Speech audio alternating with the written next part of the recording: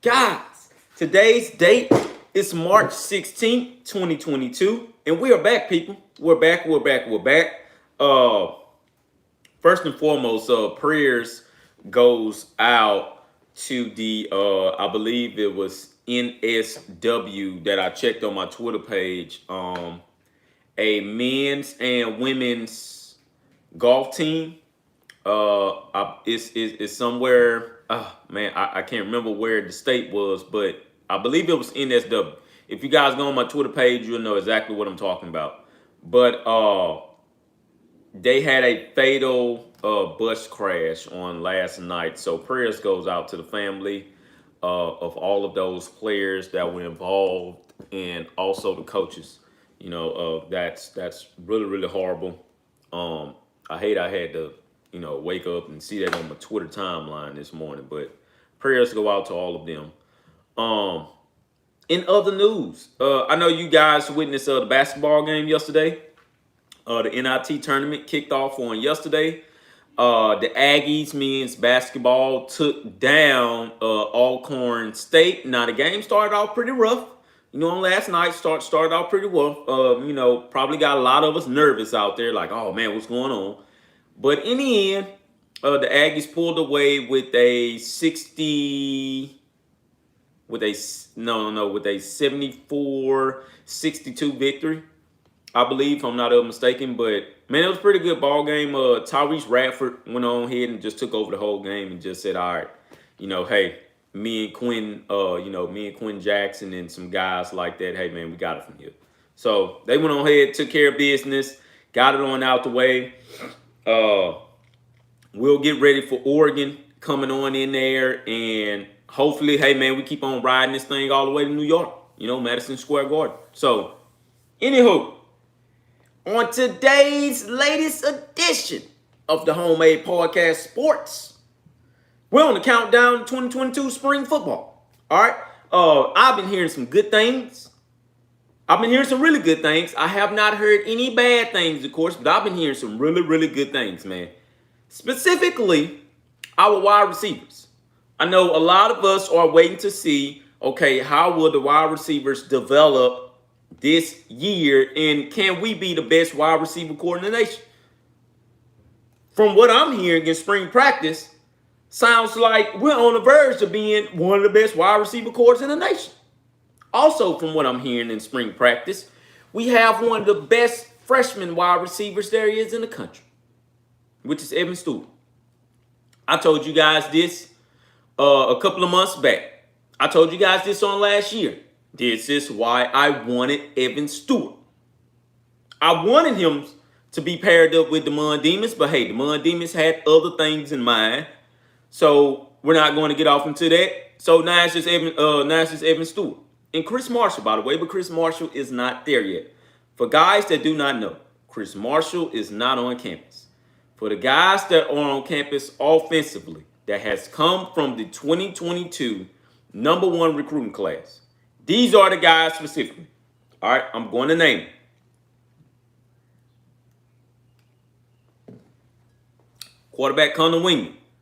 Okay? He is on campus. He will be at spring ball. All right? Number 2 is Max Johnson, of course. He's the transfer from LSU. We all know him. He'll be there for spring ball. Number 3 is the tight end, Jake Johnson. Okay, freshman. He will be there for spring ball. Number 4 is our other tight end from Sweden, Theodore Ostrom. He is also there for spring ball. Okay. 5 is one of our, I believe one of our running backs, one of our freshman running backs, or I could be wrong. But I believe he's on campus. He's from Louisiana out there. The guy that also committed, I cannot think of his name right off the top of my head, but I believe he's there as well. We have a couple of offensive linemen that are already on campus. And we're just talking about offensively now. So we have a couple of offensive linemen. I know for sure we have about 2 tight ends on campus right now. And down to the wide receivers. So with the wide receivers, Evan Stewart is already there. I'm trying to think of the next wide receiver because I know Chris Marshall isn't there, and we only signed about 3 wide receivers. And Noah Thomas is not there neither. All right, so it should just be Evan Stewart. That's a freshman. That's there. Le'Veon Moss. I thank you for that, Mr. Eric Mears. So Le'Veon Moss should be on campus. Don't quote me on that, but he should be there for spring ball already. But I know for sure Evan Stewart may just be the only freshman wide receiver that is there on campus right now for spring ball. I know Ish Harris is there, but Ish Harris plays on the other opposite side of the football field, which is the defense. Denver Harris is there, but he's on the opposite side. Another one is a freshman Gabriel Brownlow Dendi. He's there, but he's on injured reserve. He still has an injury to his knee. Also, Anthony Lucas, he's there. He's not on injured reserve, but he is putting in some viable playing time. That's another defensive lineman for guys that did not know. And I believe that those should. Oh, and Bryce, of course, Bryce Anderson, he's there as well. So he's there early for spring ball. And our favorite recruiter, and which will turn out to be one of our favorite cornerbacks whenever he gets his chance to start, Mr. Good old Bobby Taylor. He's also there on campus. So, man, it is a lot of freshmen that said they're coming in pretty early and getting ready for spring ball. So I remember this vividly. I remember Bobby Taylor walking around that spring game. And I remember he had, a couple of guys that he came down there with, and things of that nature, man. Just walking around, getting the whole feel of the place. Bobby Taylor looked every bit of like an athlete on a high school level at the position that he's playing in. Okay? And I'm going to be, I'm very, very, I want to say vague, but I'm very, very specific on that. He looked just as about as how he looked as of what I'm seeing now. Real cool, laid back, very outspoken. Don't get too much off of script, type of deal. And he's just he's very much to himself. He's a vocal leader, just like I said, very outspoken. He looks like he's having fun. From what I've seen in the spring game, it looks like he's having fun. He's just trying to adjust to the college level. That's just what it's all about. Evan Stewart, I believe the young man is already ready for college. I'm not going to lie to you. Since the dismissal of the Mon Demons, in which I know he will not be back in the Aggie uniform anytime soon, probably not ever, if I'm not mistaken, not ever, Evan Stewart will indeed fight for that spot or fight to be right behind. So what I just said about the whole wide receiver depth chart, I have to go back and totally do that again, okay? Because I know for sure I had Mon Demons at 1, wide receiver 1. Had a couple more other guys, wide receiver 2, which is Caleb Chapman. I don't believe he's giving up that position anytime soon. Ezekiel Jones, man, we'll find out if he's going to come back and be good or not. We honestly don't know because he's still nursing the injury, I think. Chase Lane, same way. He will not be in the spring ball game, stuff like that. So, man, we got a whole lot of options at this wide receiver. But one actually got dismissed on his own. So, hey, it is what it is on that. But we are going to find out what is what. So, like I say, from what I'm hearing, Evan Stewart is down there cooking up the field like he's already been in college already. He's cooking up the field like he's already been there before. Now, of course, these guys do not have on pads, stuff like that. They aren't playing against, real life competition, stuff like that. I know it. But he's going up against the number 1 corner, which is Denver Harris. Well, no, number 1 corner was Damani Jackson. They put him as the number 1 corner. But he's going up against the number 2 corner in the 2022 class, Denver Harris. Okay, so it's Denver Harris going up against the number 2 receiver. So it's 2-on-2. All right, the second best ranked wide receiver in the class up against the second best cornerback in the class. Both of these guys going head to head. They're going to make each other better. It's a lot of things that Denver Harris has not seen from a wide receiver, and when he's going up against Evan Stewart. It's a lot of things that Evan Stewart haven't seen from a cornerback, and when he's going up against Denver Harris. This is ultimately going to make this wide receiver unit better than what we've ever seen before. A lot of people love to say this and that about Jimbo Fisher's playbook and how it's so outdated, et cetera, et cetera. From what I seen that Evan Stewart had posted and probably was told to delete it was that it's a lot of y'all sleeping on Jimbo Fisher, man. That's one of the smartest guys when it comes to football, okay? He has a playbook that's out this world. Y'all are really, really sleeping on him. Of course, a lot of people, oh, man, how much they paid you to say that? Oh, come on now, man. Really? Did your NIL deal tell you to say that? Blase, blase, blase. I'm so tired of that, man. Come on. Like, give it a rest already. Stop it. Stop it, you know? Mainly bitter Texas fans, you know, with an emphasis. I noticed that anything that goes up that says anything about Texas A&M, a Longhorn has it primarily on their Twitter radar. So they can immediately respond and say something as soon as it's put up. That is the most stalkerish thing I've ever seen a fan base do, period. And, you know, yeah, don't get me wrong. Some of our guys in our fan base does it as well. Not more than you guys. You guys completely cannot wait till something Aggie goes up. I really want to know, was any of them talking like this when R.C. Slocum was around? Was any of these guys talking like this when the coach that was before him was around? Before not the other guy, but the guy that, you know, made the 12th man. I hate that these names aren't popping up in my mind right now. But were any of you guys talking like that when A&M was dominating you for over 10 years? For an entire decade, I promise you probably didn't even much hear from them. Then after the decade had finished, and now that we don't play them anymore, you hear more from them, which is crazy. Nobody plays you. We don't play you anymore. We're going to start back playing you, you know, when you guys join a conference that we have already joined. You know, so it looks like what I just said, stalkerish. That's crazy to me. But anyways, it's going to be some good things, man. So defensively, as well, it looks like two guys are popping up and standing out, and these were the two guys that I mentioned before anyways. So third-year man, Fidel Diggs, in which Fidel Diggs has been there for 3 years. I'm going to tell you something right now. Fidel Diggs can go to any college in the SEC and start right away. And if you guys don't believe that, then you guys really have not ever seen Fidel Diggs play. I tell you guys this all the time. Fidel Diggs is one of my favorite defensive linemen. And I said that when I watched him get recruited. That's one of my favorite D linemen, man.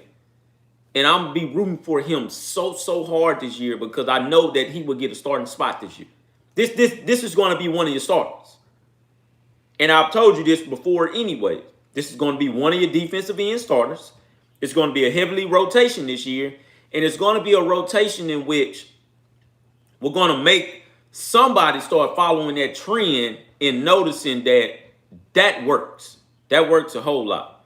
So Fidel Diggs is a standout person, and second-year players Tamar Sedella. I've already told you about him. The only problem is that we have not seen Adele play at all. We're going to witness him play this year for sure. You know, and he may be alongside, depending on what side he plays on, he may be alongside Shamar Turner. If anybody is sleeping on Shamar Turner, I need you to come on to this podcast, and I need you to tell me why you feel like you should sleep on former 5-star defensive end Shamar Turner from Converse, Texas. Yeah, I know. Yeah, I know exactly where he's from and everything. I need you guys to tell me why you're exactly sleeping on him. Huh? Is it because you did not see enough of him on last year? Well, I'm going to tell you why you didn't see enough of Shamar Turner last year. That's why I believe that this defense will not only be good, but this defense just may be better than the defense from last year. And I mean what I say. Okay? Turnover-wise, I believe that we'll probably be in the top 3 in the SEC with turnovers on defense. This is the year that look, the win total for me, the win total for me is also 10 and a half. 10 and 2, with the lowest point, 11 and 1 at the highest, 12 and 0, well, 11 and 1 at the middle, 12 and 0 at the highest. I've already written on record and I said we're going to be 12 and 0 or 11 and 1. I've already said it. The only one loss that I see is Alabama. It's potentially Alabama, and that's because we're playing in Tuscaloosa. But even then, I see Haynes King making a lot of plays that's going to wow a lot of people, and a lot of people are going to start getting on their Heisman ballots, in which they love to do, and say, hey man, why don't we have this guy in the Heisman conversation? But I'm gonna tell you this. Haynes King is not going to be the reason to why we will win that ball game in Tuscaloosa. Our running backs is going to be the reason to why we're going to win that game in Tuscaloosa. I firmly believe that. Okay? Although Haynes King is going to have a hell of a day, I believe Evan Stewart will make a statement in that game because everybody's going to be looking to guard him. I'm telling you guys what I know. Everybody's going to be looking to guard Evan Stewart. Okay?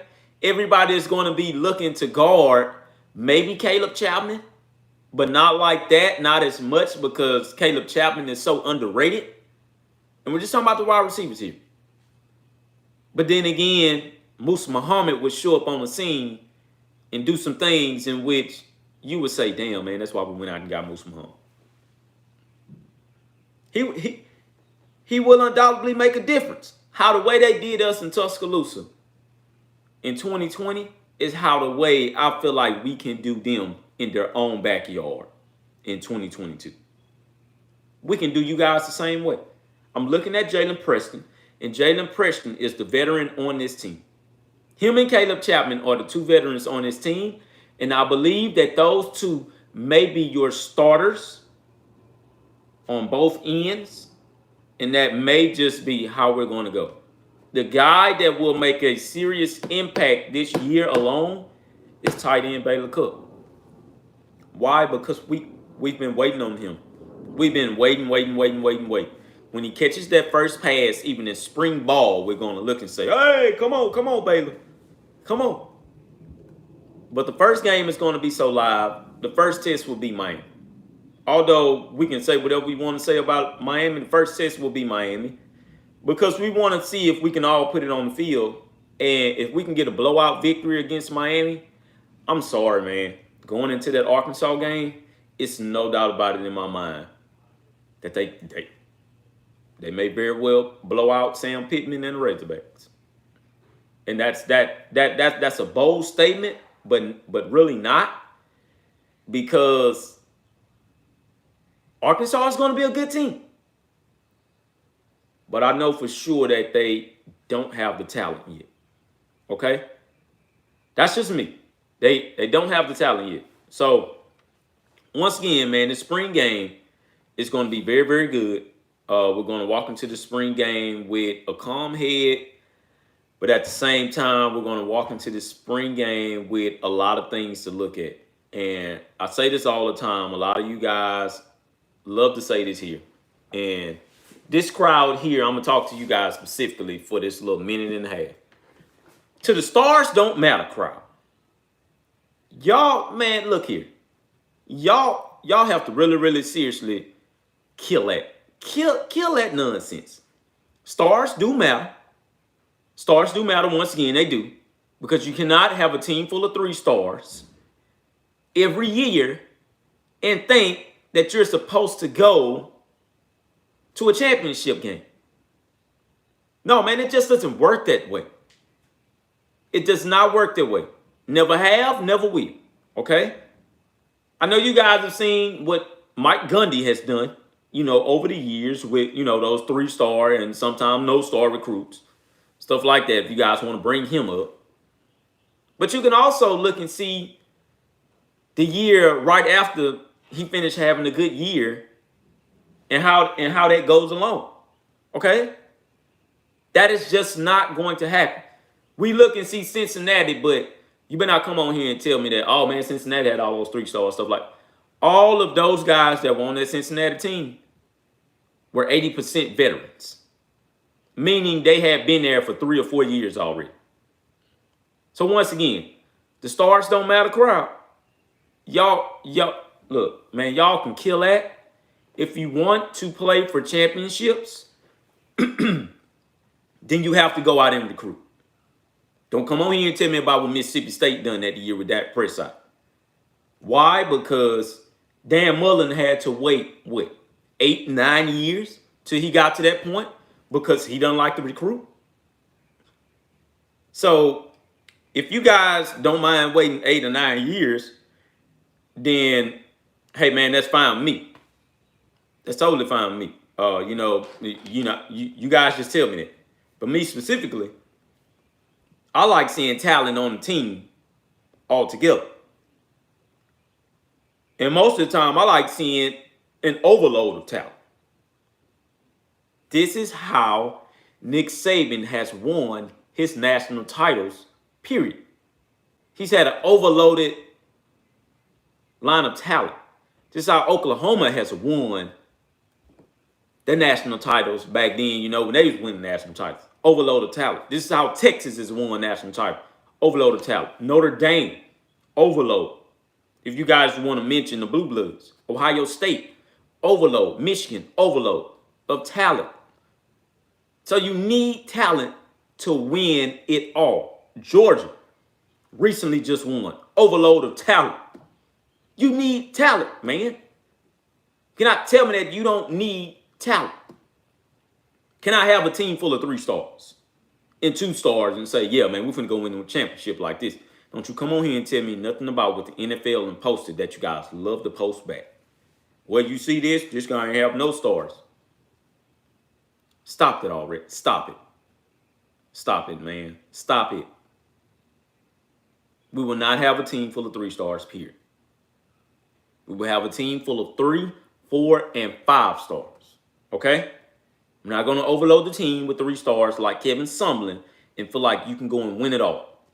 No, you cannot. I've seen this story before, and that does not work. Okay?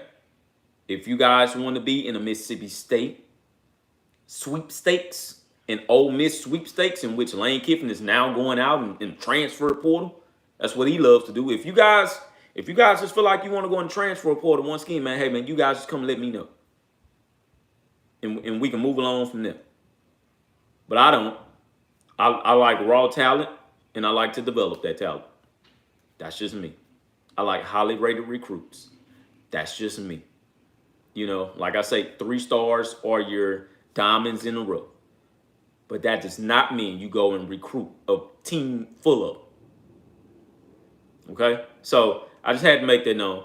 Once again, guys, this is Homemade Podcast Sports with your host, Jay Pops. I love all of you. Please hit that subscribe button if you don't mind. And I will be back on tomorrow, all right? #